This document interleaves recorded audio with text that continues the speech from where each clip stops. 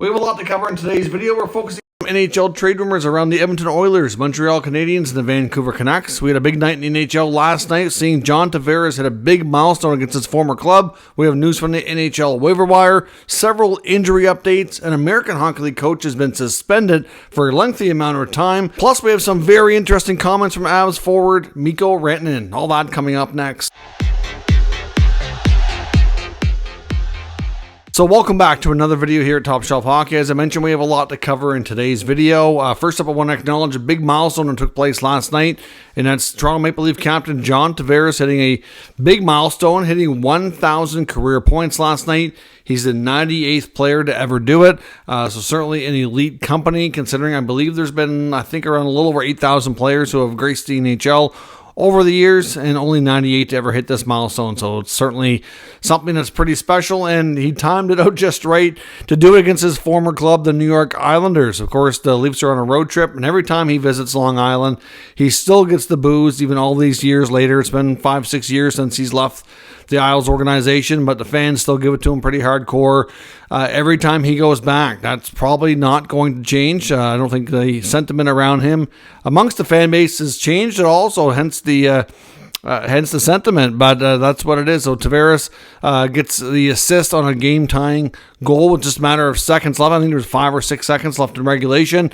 Morgan Riley gets the goal. The Leafs tied the game, forced overtime. Thankfully for the Islanders, they did get revenge and score in OT. A beautiful feed from Matthew Barzal, who was speeding down the wing over to Bo Horvat and in the net. So Isles get the win. Tavares gets his 1,000 points. The Leafs, again, get another point, which is important for them.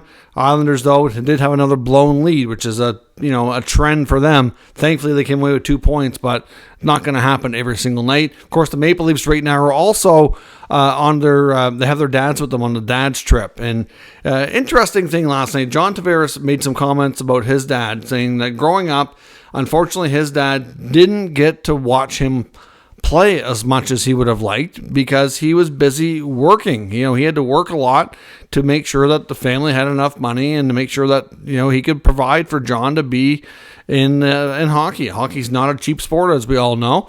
And, it takes a lot of effort on the parents' part to pay for everything and provide. So, unfortunately, that meant for him not getting to see a lot of games. So he said it's special when his dad does come to be able to have a chance to watch. And obviously to see a big milestone like that is important. The camera switched to the dads after Tavares gets the 1,000 points. You can see his dad, which is also, you think the whole dads group would be like hardcore celebrating because their team just tied it up with seconds left to force overtime. It's an exciting moment. And John Tavares' dad is like hardcore celebrating. And you can see Mitch Marner's dad, Paul Marner, right next to him, just as stone-faced as you can get. I've seen a lot of comments about it on social media today. Like, there was no reaction out of this guy whatsoever. Like, do you only cheer for your kid? Or, like, you were from the area. Like, Marner's a local kid. I'm sure you probably, if you've been not much of a hockey fan, probably cheered for the Leafs before Marner was ever on the team. It just seems really weird. Like, you would think the whole, when you see these moms and dads trips amongst NHL teams, like, usually every goal you see a celebration amongst the group, especially a huge one like that. Not only a big game-tying goal in dying seconds, but a milestone moment for one of your top guys. And then just nothing. Just stone face. Like it was just a weird thing. I just wanted to make mention of it because it was getting a lot of attention on social media, and I did find it kind of odd myself. We do have news from the NHL waiver wire. We had a couple players on waivers yesterday. Both players cleared, and the player who was supposed to be on waivers but ended up not, Jacob Vrana, is on waivers today. So the St. Louis Blues, of course, were apparently talked to Vrana's agent and the player yesterday, earlier in the day, before the announcement, like long before everything had to be submitted, told him he was going on waivers, and something changed between then and the time they had to officially submit everything because the waiver information came out. He wasn't on it, but now he is today. So we'll see. He's obviously struggling. His contract's fairly hefty, but Detroit retained half when they traded him to St. Louis. So, you're around the $2.5 million mark. I personally don't see a team picking him up, but at this point, something's got to give. Hopefully, he can find his scoring ways and maybe find another team at some point. But it's going to be challenging to do, no doubt. Other injury updates and roster moves as well, but first we do have a signing. The Washington Capitals today have extended young goaltender Clay Stevenson. He gets a 3-year extension. This name isn't overly familiar with you. He's a fairly new member of the Capitals organization. Last year he spent mostly playing in the East Coast League. This year he's been in the American Hockey League and looked real good. He's got really, really solid AHL stats. Mind you, it is a smaller sample size, only 13 games. He was the 2022 college free agent signing by Washington, so he's a bit older. I believe he's 24. So he gets a 3-year extension. The first year, which will be next year, it's a 2-way deal. Then years 2 and 3 is a 1-way deal at league minimum. So it's certainly a good, interesting contract. We'll see where the Capitals' goaltending situation is. Obviously, right now they're running with Kumper and Lindgren. If one of them is gone or not, part of the picture anymore in a couple of years' time, then this could be the next goalie to step up through the organization to take a spot. So we'll see. So far, things are looking good, but it's early in his career. Big update on Winnipeg Jets forward Kyle Connor, who, of course, had that knee-on-knee collision with Ducks forward Ryan Strome a couple nights ago. The early prognosis right now is saying 6 to 8 weeks, but Rick Bowness, the head coach of the Jets, made sure he mentioned that at this point he needs to get back to Winnipeg and see the team doctors and kind of confer with them, but that's the early prognosis, the early timeline, but that will be confirmed once they've done a little bit more investigating through their own internal medical team. So we'll see. That's still bad news either way. To lose him for even a few weeks is brutal, considering he's one of the top scorers in the league and has been having a phenomenal season. Hopefully the Jets can make out okay without them. They were, as of yesterday, in first place in the Central. I believe that changed last night after the Avalanche picked up another win, but still, the Jets are doing well, and if they lose him for an extended time, it does concern me how well they can keep it up. It's hopefully some other players can step up on his behalf when he's out. A couple other injury notes around the league. Chris Tanev got hurt last night, is not going to play tonight. Certainly got in the first shift, it was another hit that was kind of, not great. We've seen a lot of those here as of late in the NHL. No real word on the exact injury or what they're calling it for Tanev, but I mean, it was, like I said, first shift last night, and then he's not playing tonight, so it's not good news. Could hurt his trade value, but I don't think the Flames are in a huge hurry to move Tanev anyway, but something to keep an eye on for sure. In Montreal, Josh Harris has been starting to skate. He's probably looking at about 2 more weeks though before he can play. A couple of recalls. Boston have recalled Jesper Vokvist. He may not get in the lineup. I believe he's just going to be the extra forward for the time being because they do have some players banged up. And then Zach Sanford's been recalled in Arizona. The Lightning have moved Connor Sherry to LTIR. They've recalled Philip Myers. The Rangers are going to be without K-Andre Miller tonight against the Leafs. He is out, but I believe that's not due to injury. It's believed to be due to personal reasons. The Carolina Hurricanes are going to be without Andrei Svechnikov for a while. The exact words from Rod Brind'Amour was just a while. We don't know exactly, but he did have an MRI and is going to be out with an upper body injury for probably at least a few weeks, but we don't really have more than a while from Rod Brind'Amour. So they do play against the Ottawa Senators on the road tonight, continue that road trip that's been pretty tough on them so far. The Islanders have retroactively placed Matt Martin on injured reserve back to December the 2nd with an upper body injury as well. Expectations are that David Perron, of course, of the Red Wings, who was suspended 6 games by the Department of NHL Player Safety yesterday, likely through the help of the NHLPA, plan to appeal this decision. It goes through Gary Bettman first. If Bettman does not make any changes and Perron wishes to push the issue and have it reviewed further, he can take it to an independent arbitrator. So we'll see. Even if he gets closer to the end, depending on, if they do rescind, knock it down any. Even if he's already served the games, it still will impact his pocketbook because he's going to be forfeiting about $148,000 in income. But, of course, if they change the number, then that means more money stays with him instead of being taken away. So we'll see. Obviously, it takes a period of time for Bettman to review and then for it to go to an arbitrator. And depending on the schedule, those games could get eaten up pretty quickly. So we'll see. But they're certainly looking at the fact that he has got previous history of a retaliatory cross-check, but it wasn't nearly to the level that he did against Artem Zub in Ottawa. He was only fined. He wasn't suspended in that case. The Red Wings are also arguing that there's other comparable situations that where they've been suspended for 2, 3, 4 games, not 6. And considering he has a relatively clean history through 1,100 career games, they did not expect it to be quite so severe. We have an American Hockey League coach in the Chicago Wolves organization. That's Coach Bob Nardell, who's been suspended. And it's not a good reason. It's never a good reason to be suspended. And it's a lengthy one. This is a 10-gamer for abusive officials. Essentially, that's what he was. Kicked out of the game, most recent game that he was a part of, and was kicked out for abusive officials, given a game misconduct. Suspension apparently is for yelling a homophobic slur at an official.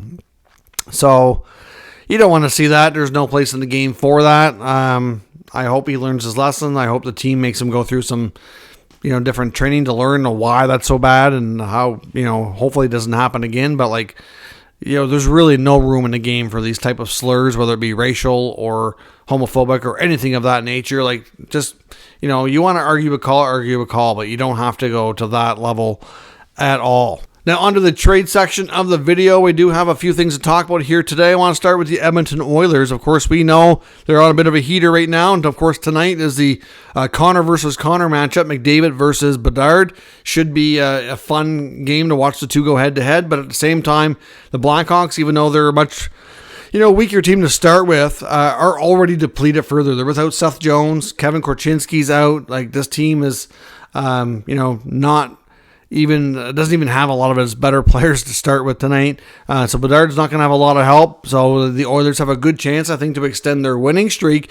But right now, goaltending is still an issue and something that's being investigated here by management. I know I've seen assistant GM Brad Holland apparently has been doing a lot of scouting over a few teams here.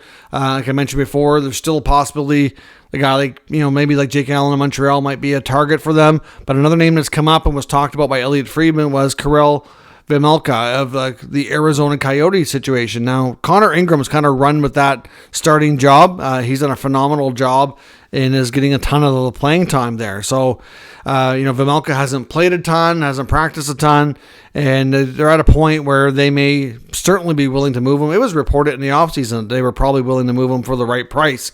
Now, I don't know if a deal involving the Coyotes and the Oilers in goaltending would involve Jack Campbell or not. A lot of people I know, including Elliot Friedman, said before that they expected that Campbell would be recalled and given another chance before they would ever make a trade. And I still think that's a possibility, but as time goes on, it's getting less likely for a couple of reasons. One, we've seen Skinner and Calvin Pickard hold down the fort pretty well during these wins by the Edmonton Oilers. They're not really giving up a ton. It's not like they're winning all their games 8-6 or 9-7 or something crazy. They are keeping the puck out of their net, which is good.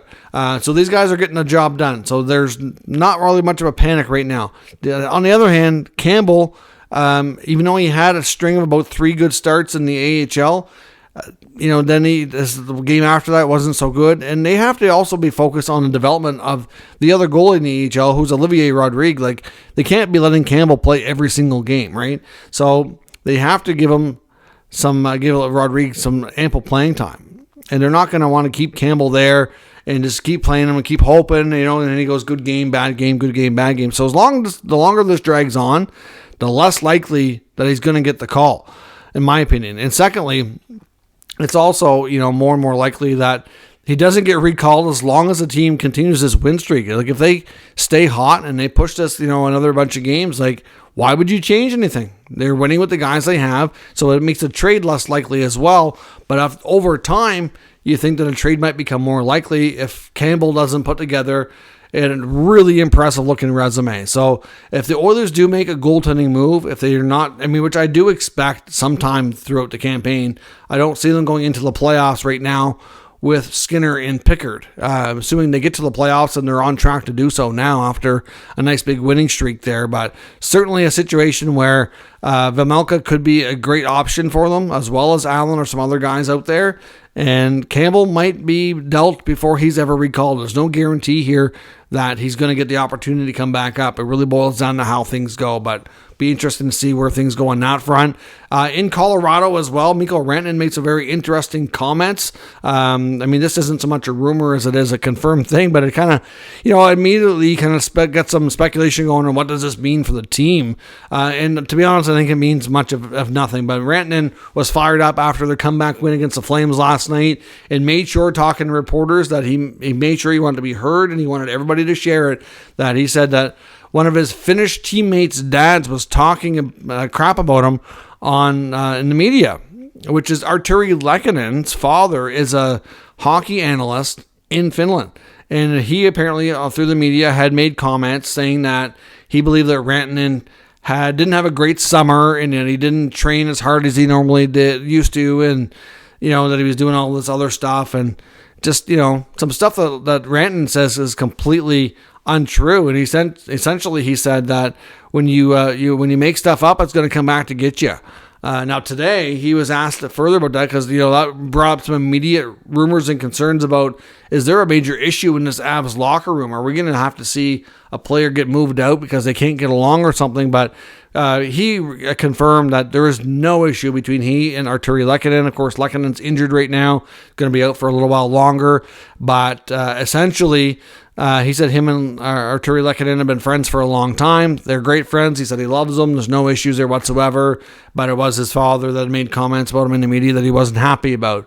But otherwise, with his actual teammate, no issues. But you got to think over time, though, that could become something, right, if it doesn't change. But thankfully, it seems like all is well in Colorado, but certainly got a lot of people riled up about that last night. When it comes to Andrei Kuzmenko in Vancouver, we're hopefully going to see some things turn around for him in Vancouver and get back to the way he was playing last year. But according to Rick Dhaliwal, Vancouver Canucks insider, saying that there is significant interest coming for Kuzmenko from an Eastern Conference team. And that, essentially, if they keep talking to Vancouver and if they make an offer that Rutherford and Alvin really like, they just might pull the trigger here. And to be honest, I got to think that team is either the Hurricanes or the Islanders. That's just a guess on my part. But we know the Hurricanes have been on a bit of a tailspin. They've lost 4 straight. They're on a road trip right now, not doing well. Svechnikov's out. They could use some more scoring. I can see how they might like this player. They have a lot of European players. The Islanders are another team who have dealt with Vancouver recently. They certainly could use another top 6 scorer themselves. I know Oliver Wahlstrom might be a player they're willing to part with. I wonder if that might be something that they discuss. We'll see. But Kuzmenko drawing interest, heavy interest from an Eastern team, and that's my best guess on who it is. And when it comes to the Avalanche as well, there's still a lot of interest saying that they are going to be looking for a centerman before the trade deadline, and that Sean Monahan in Montreal makes a lot of sense. We know Monahan's going to get a lot of attention. He's played well on a short-term, team-friendly contract. Kent Hughes of Montreal is going to have some tough decisions to make. Certainly pretty clear and pretty evident. They're likely going to finish near the bottom of the standings. They do have some players to decide on. They got more than enough defensemen. Obviously, an extra goaltender. There's Monahan. There's Armia. There's Dvorak. Even Josh Anderson's name has been out there because of the struggles. Montreal could make a ton of moves. It's hard to say how deep the moves are going to go, and I suspect we'll see some, and we could see some more in the offseason. But Sean Monahan to Colorado is a possibility. Obviously, they picked up Ryan Johansson. I think he's been a bit hot and cold with them. I think they'd like some more depth at the position before they go into the playoffs. And really, the way he's played and the way things have lined up in contract, Monahan does make a lot of sense for them as well. So I know we linked him to the Leafs the other day. I honestly think the Leafs are going to be in on a bunch of players, as are the Avalanche. And to be honest, Montreal is going to have a lot of decisions here. They're going to have a lot of interest in some of these guys, some of them not so much, and they're going to have to decide if they want to keep them or not. So let me know your thoughts on all today's news and rumors down in the comments. We'll discuss further. If you're new to the channel, of course, make sure you subscribe and stick around. We'll keep you up to date with all the news, rumors, and analysis of all 32 NHL teams. Thanks for watching, and I'll catch you next time.